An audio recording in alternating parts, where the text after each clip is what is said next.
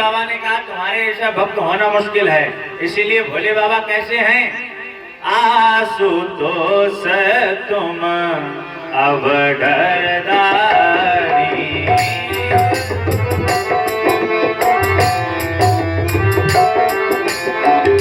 आशुतोष तुम अब डरदारी,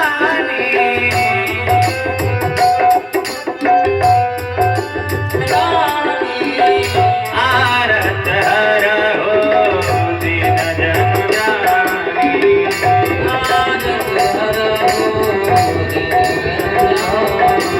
आरत हर हो दीन जन जानी। भोले बाबा कैसे हैं? अरे जो बिना मांगे सब कुछ देते हैं वही तो भोले बाबा हैं। तुरंत ही भोले बाबा ने भस्म दी। काढ़ी भस्म तब शंकर दीना, जाहि सूल से रक्षा कीना। भोले बाबा ने कहा भस्म लगा करके जाओ तो सूल तुम्हारा कुछ नहीं बिगाड़ेगा। ओम नमः शिवाय का जाप करते रहे। रात्रि के समय ही आज जो पांडव विजय की रात्रि को मनाने गए थे, 5 पांडव के जो बालक बिल्कुल पांडवों की तरह दिख रहे थे, उन्हीं 5 पांडवों का सर काट करके ले गए। सर ले जाकर के जैसे ही दुर्योधन को दिया, दुर्योधन ने कहा इसमें से जो भीम का सर है वो हमारे पास लाओ। अच्छा, जैसे भीम का सर दुर्योधन ले लिया, तुरंत ही हाथ में पकड़ते हुए वो सर अपने आप से फूट गया। दुर्योधन ने कह दिया कि ये भीम का सर नहीं हो सकता। अरे जिस पर मेरे जैसे महारथी ने हजारों गदाओं का प्रहार किया हो तब भी उसका मस्तक टस से मस नहीं हुआ, तो हमारे हाथ में लेने से उसका सर फट गया। ये भीम का सर नहीं है। तो ध्यान से देखा कि ना ही भीम है ना ही अर्जुन है, ये तो इनके बालक है। तुरंत ही पहले तो बड़ा खुशी हुई कि भाई कि पांडवों को मार करके लाया, और जब पता चला कि ये पांडव नहीं है तो पांडवों के बालक हैं, तो दुर्योधन को बड़ा दुख हुआ। और दुर्योधन को यही श्राप था कि जब सुख और दुख एक साथ मिलेंगे दुर्योधन की तभी मृत्यु होगी। इधर अश्वत्थामा अपना रथ दौड़ा करके चला गया, क्योंकि अश्वत्थामा जान गया कि अगर ये पांडवों के बालक हैं तो इसका मतलब पांडव जिंदा, और पांडव अगर जिंदा है तो ये हमें जिंदा छोड़ेंगे नहीं। इधर जैसे सुबह हुई तो देखा कि चारों तरफ खून की नदियां बह रही हैं। द्रौपदी ने देखा माता शिशूना निधनम सुताना निशम्य घोरम परितप्यमानम तदा रुदत्वाश्वकुलाकलाक्षी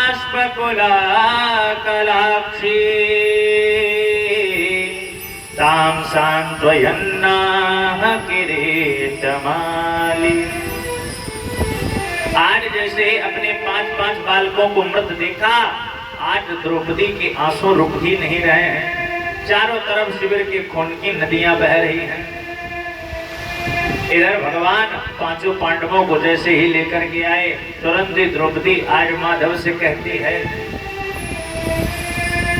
माधव के आते ही बोली।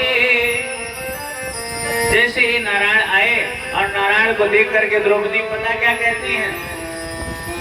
माधव के आते ही बोली, नटवर आओ कुछ बाकी है।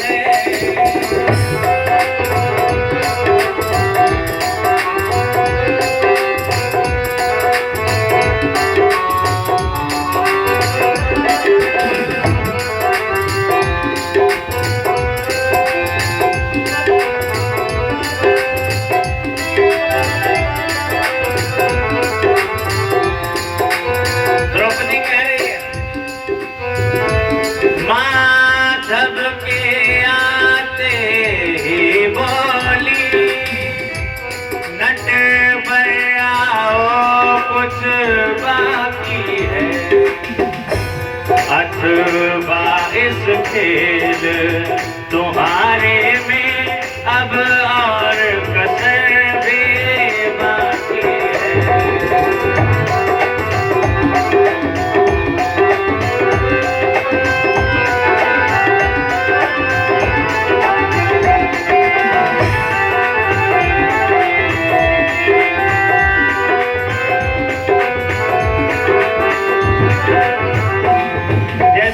भगवान पांचों पांडवों को लेकर के आए। द्रौपदी ने नारायण की तरफ देखा, बोले अभी भी अगर कुछ तुम्हारी लीला बची हो तो वो भी दिखा दो।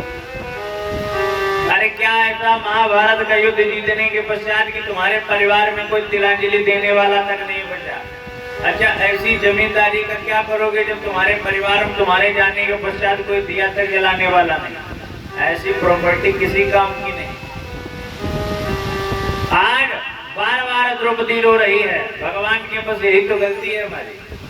हमने वचन दिया था कि 5 पांडव तुम्हारे जीवित रहेंगे, 5 के 5 बचे हुए।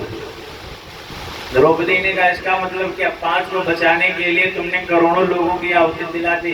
भगवान ने कहा बस यही तो हमारा प्रण है। भगवान का प्रण क्या है? भगवान ने कहा कि जो हमारे भरोसे हो गया, समझो इस दुनिया में उसका कोई बाल बांका करने वाला नहीं है। आज विविध प्रकार से अपने उन मरे हुए बालकों को याद कर रही हैं। द्रौपदी मैया बार बार चीत्कार लगाती, बार बार अपने बालकों को याद करती हैं कि छोटे छोटे नन्हे नन्हे से बालकों को आज उस अश्वत्थामा ने मार दिया। जिस प्रकार से भगवान राम जब अपनी अवधपुरी को छोड़ करके आए थे तो अपनी अवध को याद करते थे, अपने माता पिता को याद करते थे, अपने अवध में रहने वाले लोगों को याद करते थे। आज उसी प्रकार से द्रौपदी मैया भी अपने 5 बालकों को याद करती, क्योंकि आप जिसे प्रेम करते हैं जब वो आपके पास नहीं है, जब आप उनके बारे में सोचते हैं तो ऐसा लगता है कि अब वो हमारे बीच रहा ही नहीं। राम भगवान जब अवध छोड़ करके आए तो बड़ा अवध को याद करते हैं। गोस्वामी जी लिखते हैं जब जब राम अवध सुधिकर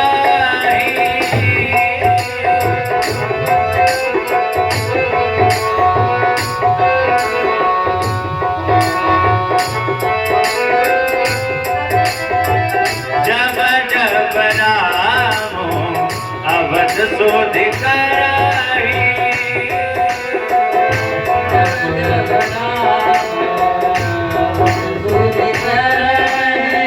तब तब बारी विलोचन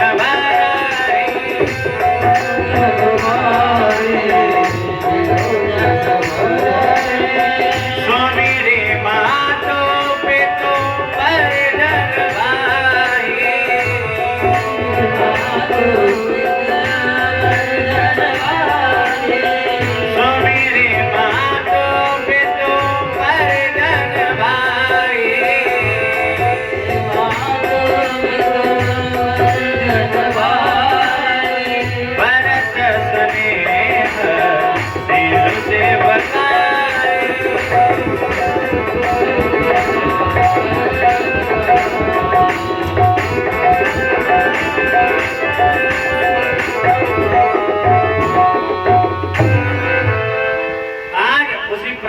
द्रौपदी मैया बार बार अपने बालकों को याद करती।